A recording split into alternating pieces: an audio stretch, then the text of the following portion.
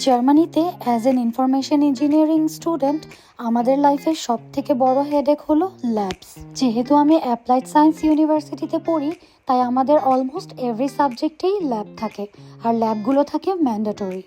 সকাল সকাল রেডি হয়ে চলে এসেছি ইউনিভার্সিটিতে, আর তারপর শুরু করে দিয়েছি ল্যাবের কাজ। তবে ল্যাবের আগে আমাদের এক্সাম ছিল। আজকেও ছিল একসাথে দুইটা ল্যাব। প্রথম ল্যাবটা ছিল মাইক্রো কন্ট্রোলার্স ল্যাব, আর এই ল্যাবটা ছিল খুবই ফ্লেক্সিবল। তাই আমি আমার টিমমেটের সাথে খুবই মজা করে গল্প করতে করতে চিল করে কাজ করছিলাম। But the second lab was disaster. As আমরা প্রিভিয়াস লেকচারে অ্যাবসেন্ট ছিলাম, তাই প্রফেসর আমাদের আজকে খুব ভালোভাবে ধরবে। আর তাই তো আমার টিমমেট লিফটে যেতে যেতেও পড়ছিল।